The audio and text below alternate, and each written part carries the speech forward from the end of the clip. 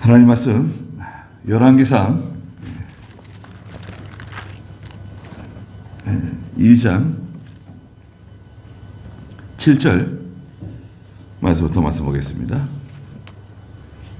열왕기상 2장 7절입니다.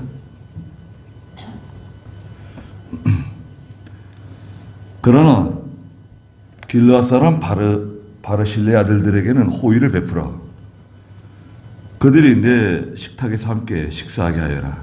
이는 내가 내 형 압살롬에게서 도망할 때 그들이 나를 영접하였기 때문이다. 보아라, 바후림에서 온 베냐민 사람 게라의 아들 시므이가 너와 함께 있다.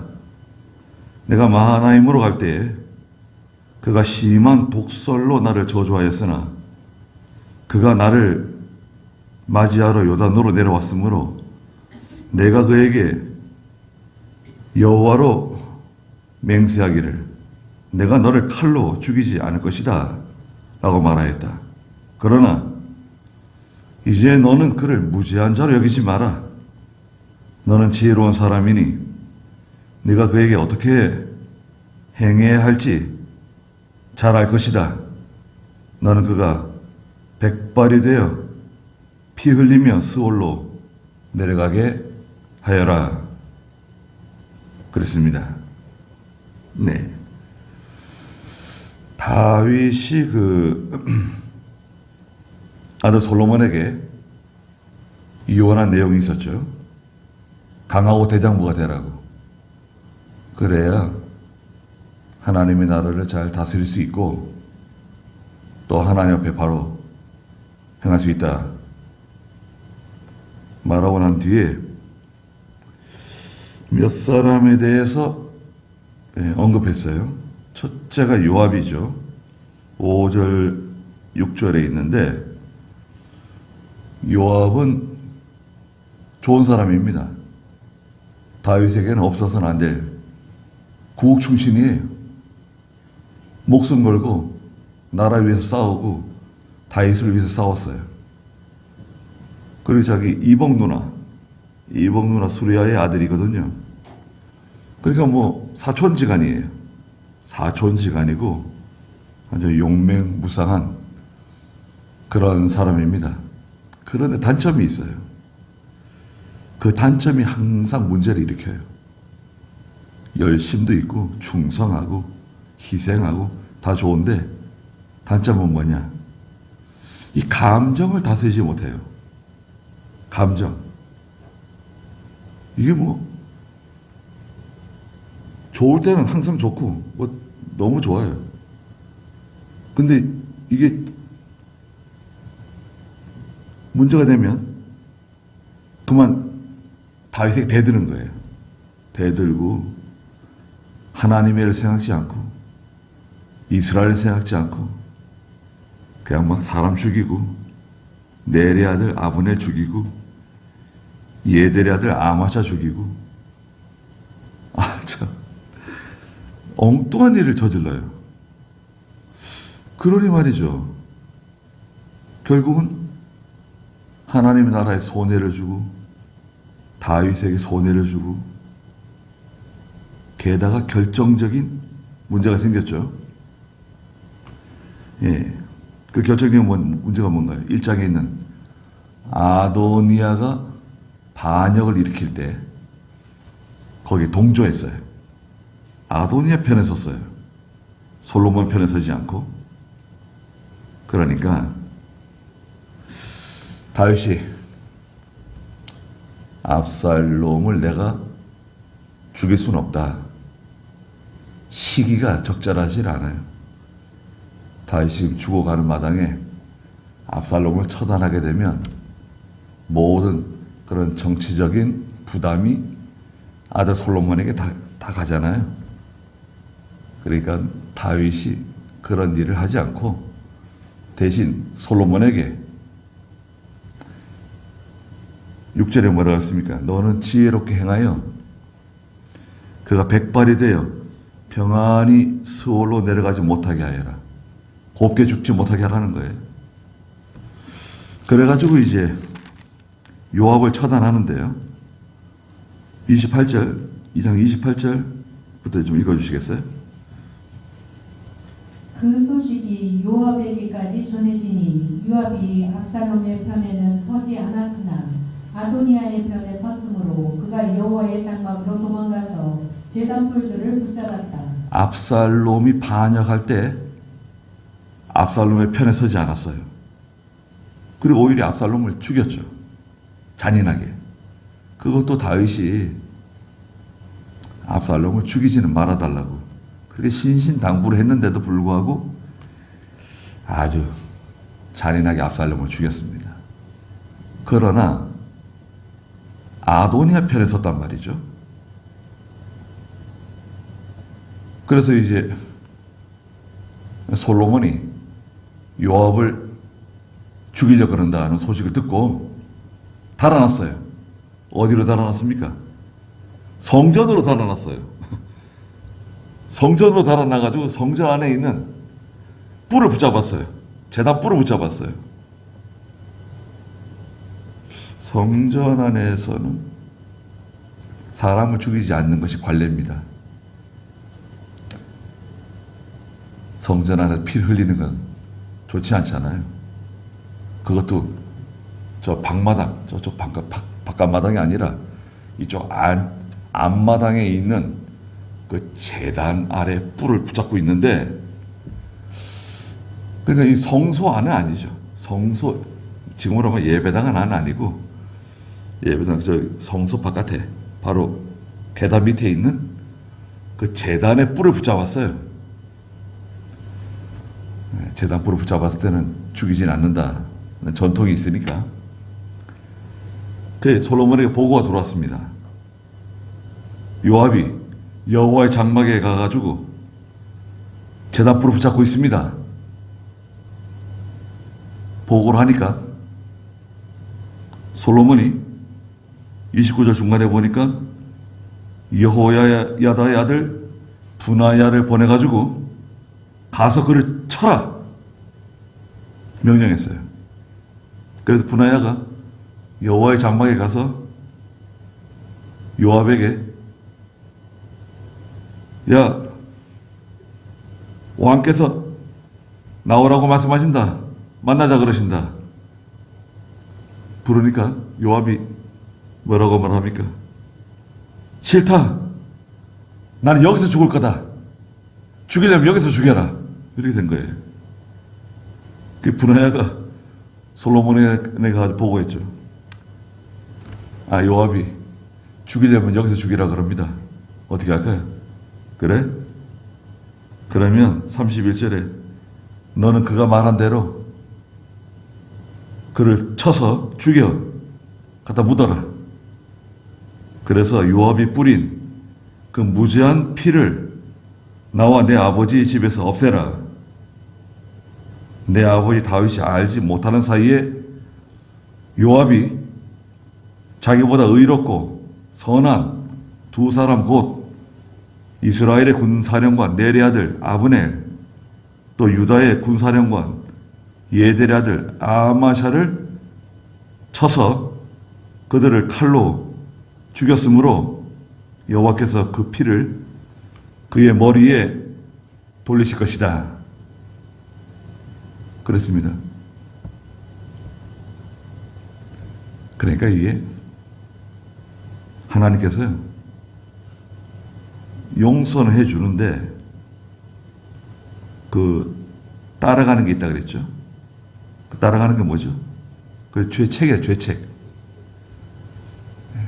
용서는 해주세요. 하나님께서는 용서는 해주시지만 거기에 대한 책임을 져야 돼요. 책임. 그 죄책이라 그랬죠. 하나님의 교회에 손에 준 거, 하나님의 구원운동에 손에 준 거, 그거 다 책임지게 되어 있습니다. 여러분. 책임 안 지는 것 같은데? 그 사람 멀쩡한 것 같은데? 아니에요. 그렇지 않아요. 다 하나님이 그 물으세요. 그 자손들에게 영향을 줄 수 있어요. 자손들에게도. 그게 사실은 더 무섭죠. 자기 대해서 잘 끝나질 않아요. 왜냐하면요, 그걸 다 들었거든요. 또 봤거든요.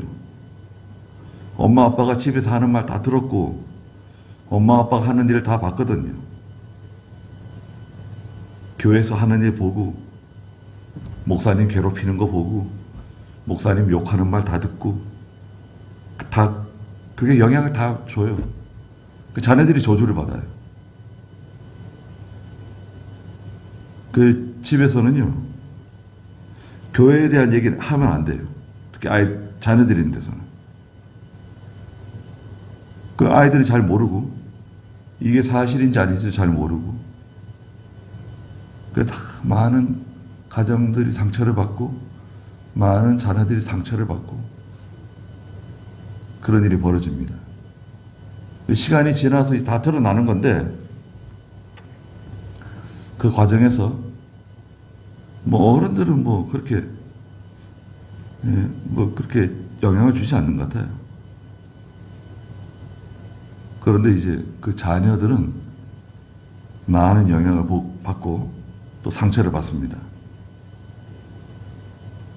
그래서 33절에 보니까 그들의 피가 요압의 머리와 또 그의 후손들의 머리에 영원히 돌아갈 것이나, 그의 후손 요압의 자녀들에게도 영향을 주는 거죠. 다윗과 그의 후손과 그의 집과 그의 보좌에는 여호와께로부터 오는 평강이 영원히 있을 것이다.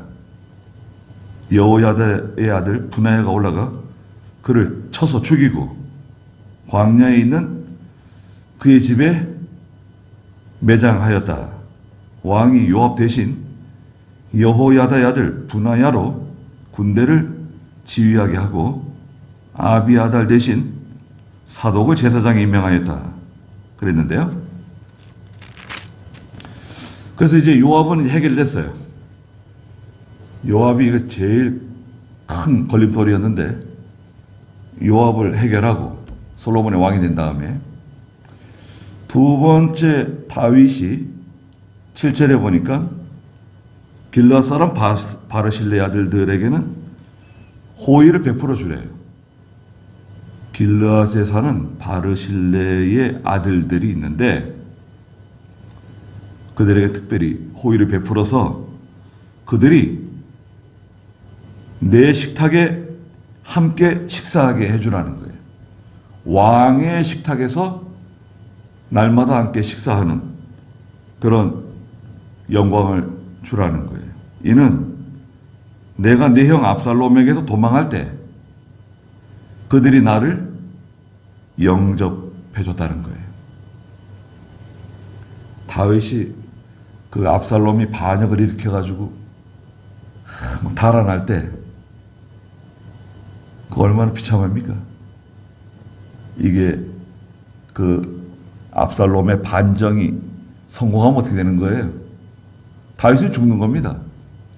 또 다윗을 따라갔던 사람들, 다윗 편에 섰던 사람들 다 끝장나는 거예요. 그런 와중에 다윗 편에 섰어요. 상당한 부자인데요. 사무엘하 17장 26절에 보니까 그 내용이 기록되어 있죠. 17장 26절 한번 읽어주시겠어요? 그리하여 이스라엘과 압살롬이 길르앗 땅에 진을 쳤다.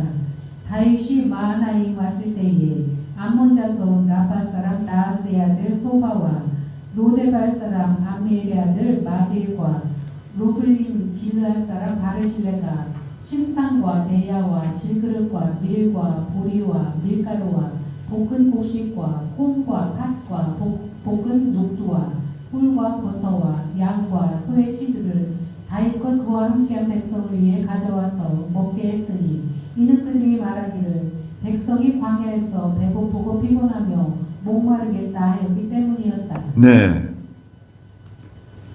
여러 사람이 나오죠. 여기 암몬 자손 라파 사람 나하스의 아들도 있고요. 나하스의 아들 소바가 있고, 로데발 사람 암미엘의 아들 마길이 있고, 또 로골림 길르앗 사람 바르실레가 있는데요. 이 바르실레가 중요한 사람입니다. 바르실레는 늙은 바르실레고, 그 아들들, 바르실레의 아들들을 기억해서 영광을 주라는 거예요. 높여주라는 거예요. 그러니까 이렇게 하나님의 구원운동에 충성한 사람들, 희생한 사람들, 자기의 생명을 내놓고 또 자기의 모든 것을 걸고 하나님의 일에 충성한 사람들 잊어버리면 안 된다는 거죠. 그거 뭐 하늘나라 가서 다 받을 건데, 물론 하늘나라 가서 받는 거 있죠. 하늘나라 가면 하나님이 다 인정해 주시고 상을 주세요.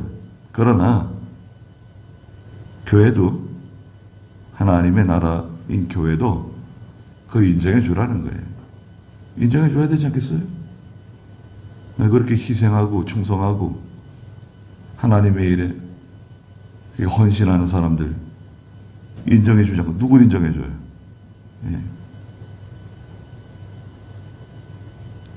그걸 다 드러내라는 게 아니라, 드러내기보다는 하여튼 교회가 합당한 대우를 하고 인정해 줘야 됩니다. 자, 바르실레의 아들들 해결됐고, 그리고 이제 시므이입니다. 시므이 유명하죠. 8절 한번 읽어주시겠어요? 보아라, 바울임에서 온 베냐민 사람 게라의 아들 시므이가 너와 함께 있다. 내가 마하나임에 갈 때에 그가 심한 독설로 나를 저주하였으나 그가 나를 맞이하러 요단으로 내려왔으므로 내가 그에게 여호와로 맹세하기를 내가 너를 칼로 죽이지 않을 것이다 라고 말하였다. 그러나 이제 너는 그를 무죄한 자로 여기지 마라. 너는 지혜로운 사람이니 내가 그에게 어떻게 행해야 할지 잘 알 것이다. 너는 그가 백발이 되어 피 흘리며 스올로 내려가게 하여라. 네, 시므이가 등장합니다. 베냐민 사람 시므이. 시므이는 사무엘하 16장 5절에서 압살롬의 그 모반을 피해서 달아나는 다윗과 군대 장관들을 향해서 돌을 집어 던지면서 흙을 막 날리면서 다윗을 저주하고 비난했어요. 피 흘린 자라 그러고, 마치 다윗이 사울을 죽인 것처럼. 사울이 베냐민 사람이거든요. 이 베냐민 사람 시므이가 악한 감정을 가지고 다윗을 저주했습니다. 거기 한번 읽어볼까요? 사무엘하 16장 5절. 다윗 왕이 바울이까지 이르렀을 때 사울의 친척 한 사람이 나왔는데 그의 이름이 시므이이며 게라의 아들이었다. 그가 계속 따라오며 저주하고 다윗과 다윗 왕의 모든 신하들에게 돌을 던졌는데 모든 백성과 용사들의 왕의 좌우에 서 있었다. 시므이는 다윗을 저주하며 이렇게 말하기를 가거라 가거라 피를 흘린 자야 기어란 자야 여호와께서 사울 집안의 모든 피를 내게 돌리셨다. 네, 그러면서 다윗을 막 따라오면서 계속 돌을 던지고 그랬습니다. 그러다가 이제 압살롬이 죽임당하고요. 다윗이 다시 환궁, 예루살렘으로 돌아오는데 또 시므이가 쫓아나가가지고요. 19장 그 사무엘하 19장 16절에 보면 납작 엎드렸어요. 납작 엎드려가지고 베냐민 사람 1000명, 베냐민 사람 1000명을 데려가가지고요. 다윗 앞에 넙죽 엎드렸어요. 잘못했습니다. 제가 왕께 큰 죄를 저질렀습니다. 용서해 주십시오. 그러면서 엎드렸어요. 또 그 사무엘하 19장 16절 좀 읽어주시겠어요? 그때 바후림에 사는 베냐민 사람 게라의 아들 시므이가 유다 사람과 함께 다윗 왕을 만나기 위하여 급히 내려왔는데 베냐민 사람 1000명이 그와 함께 했으며 사울의 집에 하인 시바도 자신의 아들 15명과 종 20명을 데리고 요단에 있는 왕 앞으로 서둘러 나왔다. 예. 그래가지고 용서해달라고, 잘못한 걸 기억하지 마시고 마음에 두지 마시라고, 제가 너무 어리석고 바보 같아가지고 이런 짓을 저질렀습니다. 그래서 죽이지 않겠다 그랬어요. 다윗이. 그래, 내가 용서해준다, 너 죽이지 않겠다. 돌려보냈어요. 그러나 용서는 해주는데 그 잊어버리면 안 된다는 거예요. 하나님의 일에 손해준 거, 구원운동 회방한 거, 솔로몬에게 절대 잊어버리지 마라. 시므이가 행한 일 잊어버리면 안 된다. 그래가지고요, 다윗이 이제 세상 떠나고, 다윗이 10절에서 세상을 떠나는데 2장 10절에 보니까 다윗이 그의 조상들과 함께 누우니 다윗성에 장사되었어요. 다윗 왕이 세상 떠났죠. 그 다음에 솔로몬이 시므이를 불렀습니다. 그 2장 36절 보니까 사람을 보내서 시므이를 불러왔습니다. 그래가지고 시므이에게 뭐라고 말했습니까? 너는 너를 위해서 예루살렘에 집을 짓고 거기에 살고 거기에서 어느 곳으로든지 결코 나가지 마라 그랬습니다. 유다가 있고요, 유다 안에 그 예루살렘이 있거든요. 예루살렘은 유다의 북쪽, 유다와 베냐민의 경계에 있는데 사실은 베냐민 쪽에 많이 속해 있어요. 예루살렘 성이 베냐민 영토에 많이 걸려 있다고요. 예루살렘 성은 작아요. 예루살렘 성 안에는 뭐가 있죠? 하나님의 성전이 있죠. 하나님의 성전이 있고, 그 다음에 왕궁이 있고요, 그 다음에 제사장들과 레위 사람들의 집들이 있고 귀족들의 집들이 있어요. 그리고 또 유명한 사람들 이제 그 예루살렘 성 안에 사는데요, 그 유다 땅의 제1구역이라고 그래요. 제1구역은 예루살렘 성 안, 제2구역은 예루살렘 성 바깥에 그 사는 유다 백성들. 그 예루살렘 성이 이렇게 삥 둘러 있고요.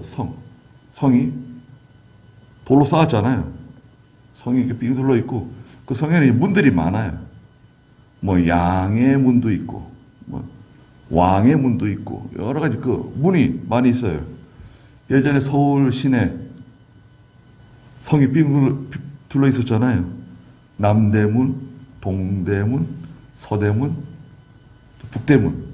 북대문은 뭐 북대문이라 하지 않고 대문이 쭉 있잖아요.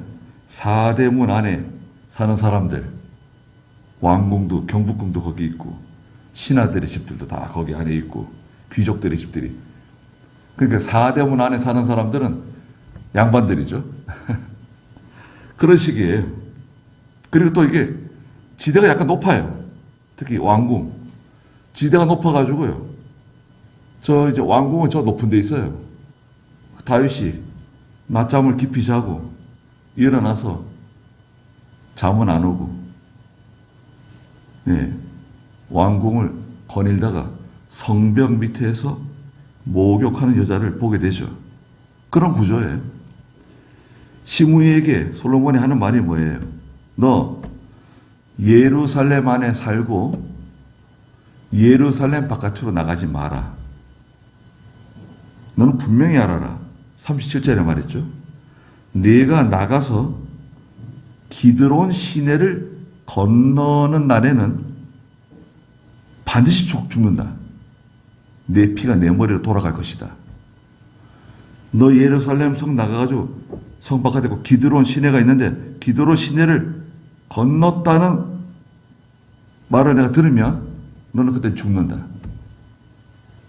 그러니까 일종의 집에 가두는 거죠. 예. 집에다가 가두는 거예요. 가택연금? 오늘날 말하면 가택연금 되겠네요. 옴짝달싹 못하게 만들어놨어요. 그러나 어떻게 했습니까? 39절 읽어주세요. 3년이 지났을 때 시므이의 두 종이 가드왕 마아가의 아들 아기스에게로 도망하였는데 사람들이 시므에게 보십시오. 지금 당신의 종들이 가드에 있습니다 하고 알려주었다. 예, 3년이 지난 다음에 사건이 생겼어요. 시므에게 있는 두 종이 달아났어요. 이 두 종은 아주 중요한 사람들인 것 같아요. 또 뭐 시므이에게 있는 중요한 물건을 가지고 도망쳤는지, 예, 양반 집에 중요한 보물을 두고 도망쳤는지, 예, 예전에 그 노비가 도망치면 그 노비를 잡으러 다니는 사람들 있잖아요. 이걸 뭐라 그러죠? 예? 아, 추노꾼. 예. 추노꾼들. 그 노비가 달아나면 노비 잡으러 방방곡곡으로 다니면서 잡아가지고 오는 거죠. 그런 식이에요. 그 시므이가 사람들을 보내가지고 아이 내 종이 어딘지 좀 찾아보라고 했더니 시므이의 두 종이 마아가의 아들 아기스에게로 도망갔다는 거예요. 블레셋 땅으로 도망갔다는 거예요. 남쪽으로. 그래가지고 시므이가 일어나서 40절에 보니까 나귀 안장을 얹고 종들을 찾으러 가드의 아기스에게 갔으니 시므이가 가서 가드에서 자기 종들을 데리고 왔어요. 붙잡아 왔어요. 그런데 41절에 시므이가 예루살렘을 떠나 가드에 갔다가 돌아왔다는 보고가 솔로몬에게 올라갔어요. 그러자 솔로몬이 사람을 보내서 시므이를 불러왔죠. 42절에 뭐라고 말합니까? 야, 내가 너에게 여호와로 맹세하게 하고 또 경고하기를 너는 분명히 알아라.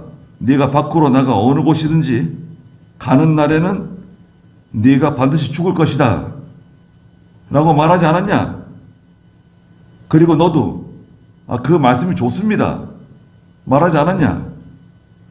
그런데 네가 어찌하여 여호와로 맹세한 것과 내가 내게 내린 명령을 지키지 않았느냐? 그러니까 시므이가 44절에 뭐라고 말하죠? 시므이가 또 말했습니다. 솔로몬이 네가 내 마음으로 인정하는 모든 악행을 내 스스로 알 것이니 곧 네가 내 아버지 다윗에게 행한 것이다. 그러므로 여호와께서 내 악행을 내 머리에 돌리실 것이다. 그러나 나 솔로몬 왕은 복을 받고 다윗의 보좌는 여호와 앞에 영원토록 경고할 것이다 하고 왕이 여호야다 아들 분하야에게 명령해가지고 시므이를 쳐서 죽이겠습니다. 그렇게 하여 왕국이 솔로몬의 손에 견고해졌다 그랬어요.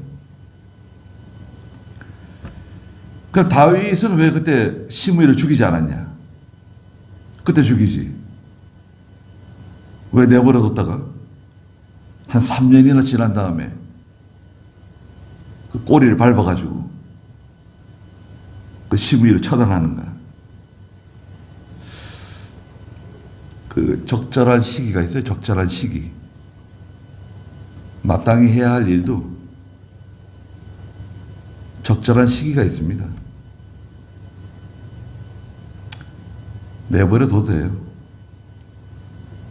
그냥 좀 내버려둬도 괜찮아요. 때가 와요. 예, 중대한 하자가 드러날 때가 와요. 그때 처단하면 돼요. 지금은 용서해줘요. 정치적으로 지금은 적절한 때가 아니에요.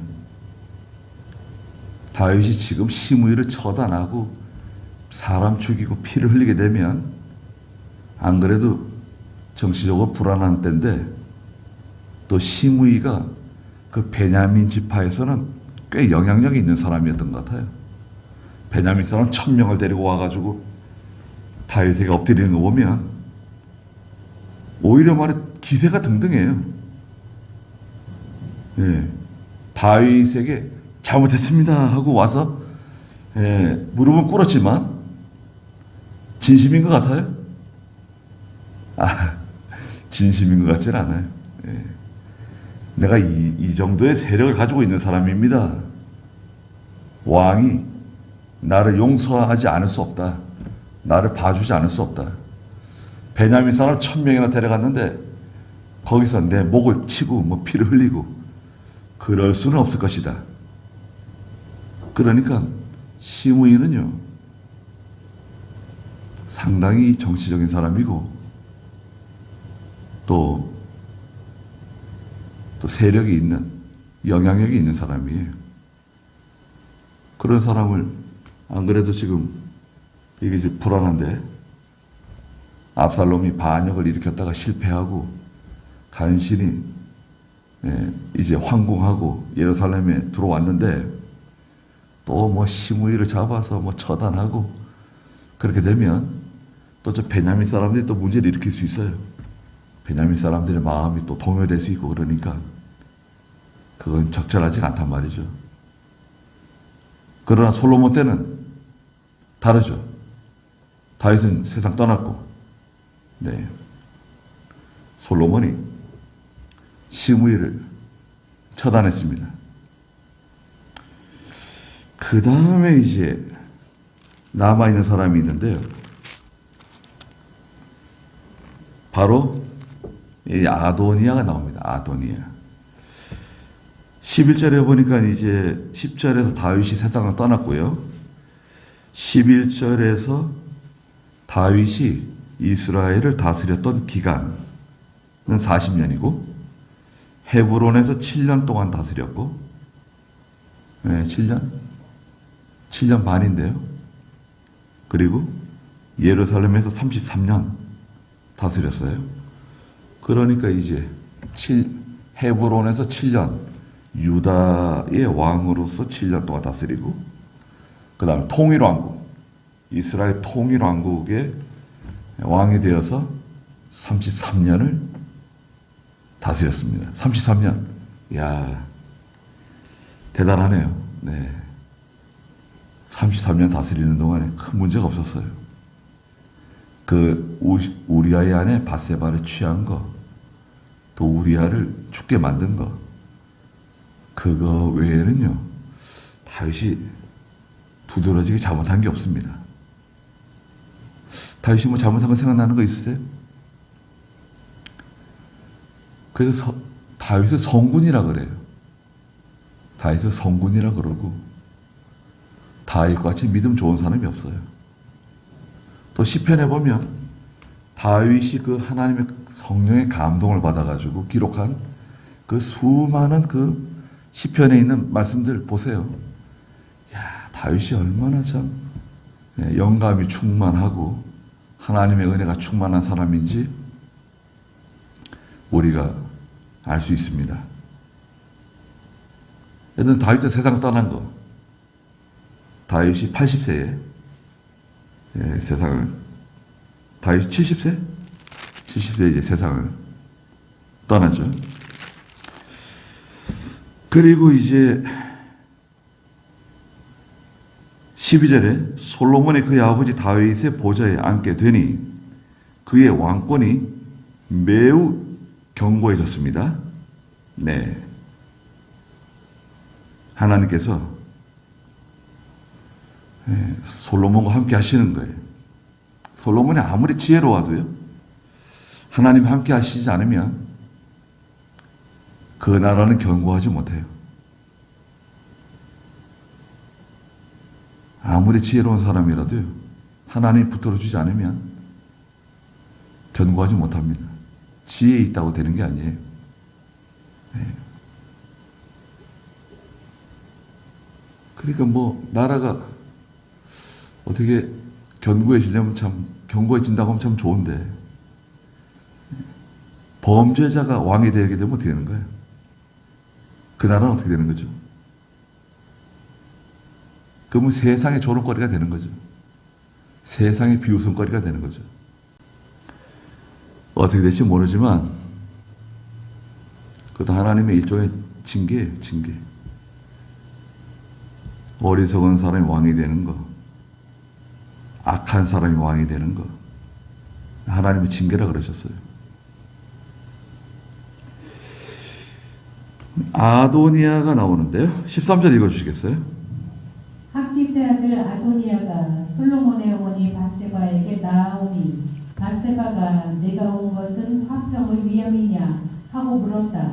그가 예 화평을 위함입니다 하면서 말하기를 제가 당신께 드릴 말씀이 있습니다 하니 밧세바가 말하기를 말하여라 하였다. 그가 말하기를 왕권이 제게 속하였고 온 이스라엘이 얼굴을 제게로 향하여 왕을 삼으려 한 것을 당신께서 아실 것입니다. 그러나 그 왕권이 제 아우에게 돌아갔으니 이는 그것이 여호와께로부터 나왔기 때문입니다. 이제 제가 당신께 한 가지 부탁이 있으니 거절하지 말아 주십시오. 하므로 밧세바가 말해 보아라 하고 대답하였다. 아도니아가 말하기를 왕께서 당신의 얼굴을 거절하지 못할 것이니 수넴 여자 아비삭을 제 아내로 주시도록 부디 솔로몬 왕께 부탁해 주십시오 하자. 네. 아도니아가 이제 열왕기상 1장에서 반역을 모반했죠. 스스로 왕이 되려 했어요. 다윗 왕은 늙어서 이제 죽을 날이 얼마 남지 않았고 솔로몬이 왕이 되기 전에 내가 왕이 돼야 된다. 서열상으로 내가 더 높다. 이렇게 된 거죠. 예. 다윗의 첫째 아들 암논이 죽었고요. 또 셋째 아들 압살롬이 죽었고요. 자기가 넷째예요. 다윗의 아들 서열상 넷째고, 솔로몬은 저 까마득히 저 아래에 있어요. 헤브론에서 6명인가요? 9명? 6명의 아들을 낳았는데 그 중에 하나예요. 넷째예요. 그리고 솔로몬은 밧세바가 낳은 아들 중에 넷째예요. 그것도. 그러니까 한참 아래예요. 그러니까 아도니아는 나이가 많죠. 다윗의 아들 가운데 나이가 지금 제일 많은 것 같아요. 그 자기가 반역을 일으켰다가 그만 다윗이 죽기 전에 솔로몬에게 왕권을 넘겨주고 자기가 타는 나귀에다가 솔로몬을 태우고 왕관을 씌워준 거죠, 말하자면. 그래서 솔로몬 왕 만세 해가지고 왕이 올라갔어요. 그리고 자기는 반역을 일으키려다가 그만 쫄딱 몰락하고 말았어요.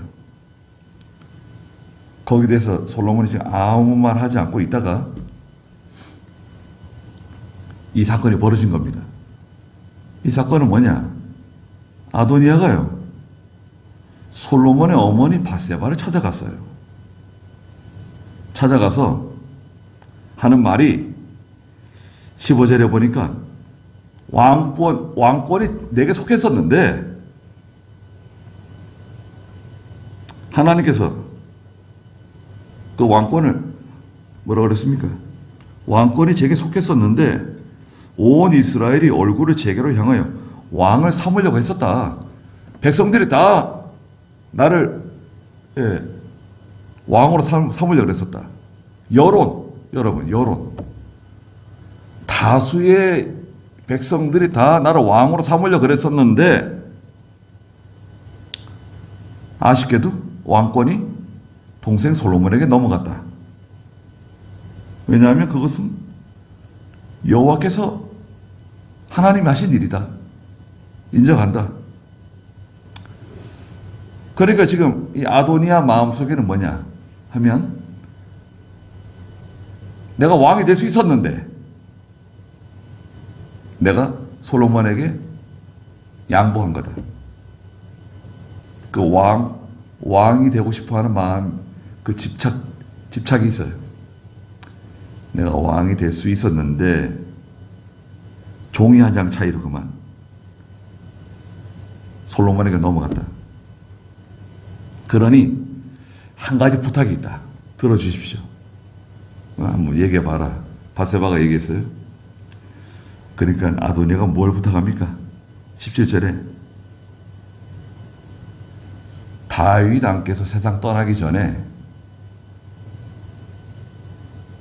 첩으로 들이신 수넴 여자 아비삭이 있는데, 다윗은 수넴 여자 아비삭과 동침하지 않았어요. 신하들이 다윗을 좀 잘 섬기라고 그 구해준 첩이에요. 왕의 첩이에요. 첩도 아내 아닙니까? 첩은 족보에 올라가나요? 호적에 올라가나요?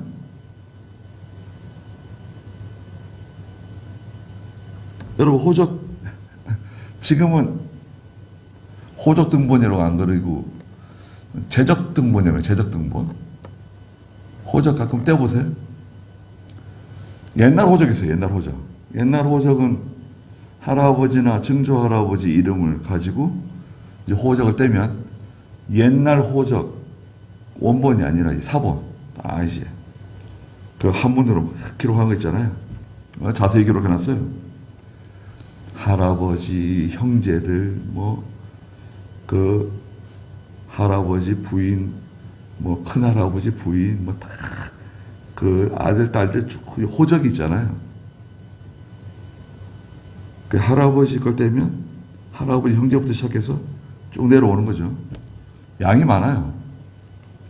그래, 아버지 형제들, 또 아버지 형제들이 그 결혼한 그 밖에서 들어오신 분들, 그분들 족보, 부모가 누구며, 또 거기서 태어난 이제 자녀들, 다 이제 형제들 다 막 기록해 놓는 거 아니에요? 그게 호적인데요. 호적에 첩은 올라가지 않는 것 같아요.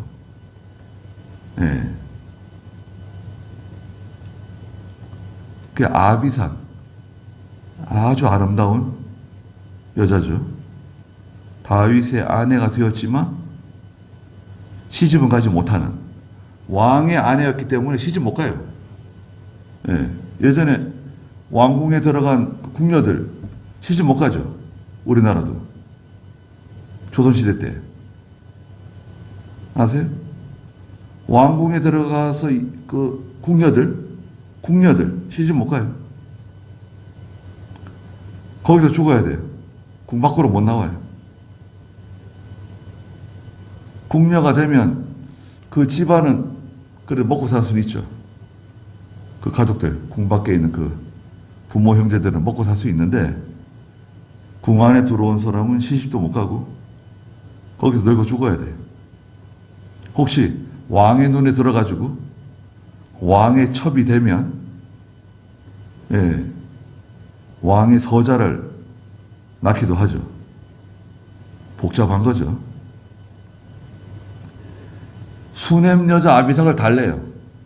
솔로몬에게 얘기해가지고 말씀하셔가지고 그 아비삭을 제 아내로 좀 주십시오. 말한 거예요. 자, 여기에 아도니아의 그 중대한 실수가 들어가요. 첫째는 그 전에 왕이 되려 한 죄가 있잖아요. 그게 없어진 게 아니잖아요. 전에 왕이 되려고 했었잖아요. 그 죄가 하나 있는데 거기에다가 이 왕권에 대한 미련을 버리지 않아요. 왕권에 대한 미련을 버리지 않은 것. 그 다음에 세 번째는 하나님의 말씀을 무시하는 거예요. 아니, 아도니아가 무슨 하나님의 말씀을 무시했는가? 성경은요, 예레미야 20장 그 11절에 보면 계모이죠, 계모. 아버지의 아내. 계모거든요, 계모. 레위기 20장 11절 한번 읽어주시겠어요? 레위기 20장 11절.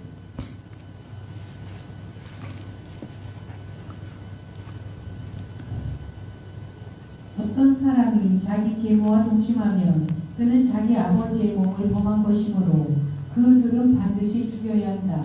그들의 피가 자기들에게로 돌아갈 것이다. 계모. 계모를 취하지 말라는 거예요. 계모와 동침하게 되면 둘 다 죽여라. 신명기서에서도 27장에 신명기 27장 20절 한번 보시겠어요? 신명기 27장 20절. 자기 아버지의 아내와 동침하는 것은 자기 아버지를 욕되게 하는 일이므로 저주를 받을 것이다. 하면 모든 백성은 아멘이라고 말하여라. 네. 자기 아버지 아내와 동침하면 그랬는데 이것은 계모를 말해요. 계모. 예. 그래서 르우벤이죠. 르우벤. 야곱의 첫째 아들 르우벤은 아버지의 그 첩을 범했죠. 그래서 르우벤이 장남이지만 하나님의 은혜에서 떨어졌어요. 하나님의 복을 받지 못해요. 아버지의 침상을 더럽힌 죄가 항상 따라다니죠. 그러니까 이 아도니아는 왕이 되려고 했던 죄가 있고 또 이 왕권에 대한 미련. 내가 왕이 될 뻔했었는데 백성들도 다 나를 원했었는데 이러면서 그 왕권에 대한 미련이 있어요. 그리고 하나님의 명령을 거역하는 겁니다. 무시하는 거예요. 이게 이제 문제가 된 겁니다. 그래서 이제 아도니아도 처단되게 돼요. 그러니까 솔로몬이 요압을 정리하죠. 요압을 절차를 밟았어요. 요압 정리하고 그 다음에 바르실레 아들들 잘 대우해주고 특별히 이제 베냐민 사람 게라의 아들 시므이 정리하고 그 다음에 아도니아 정리하고 특별히 세 사람 요압, 시므이, 아도니아 정리하게 됩니다. 그리고 제사장도 있는데요. 제사장 아비아달 27절에 가면 이제 아비아달 제사장 아도니아의 반역에 가담했던 아비아달 제사장을 이제 해임해요. 대제사장직에서 내려오게 하고 다른 사람에게로 이제 대제사장직을 이제 옮겨줍니다. 잘하는 거죠. 솔로몬이 지혜롭게 하나하나 다 정리하는 겁니다. 그래서 우리도 이런 걸 잘 보고 하나님의 교회도 잘 진리를 세워나가고 진리를 세워나가는 동시에 또 살아있는 교회가 뭐예요? 살아있는 교회는 말씀 잘 전하고 성례를 거행하고 그 다음에 부지런히 잘 다스리고 다스리지 않으면 교회는 더러워져요. 제 역할을 감당 못해요.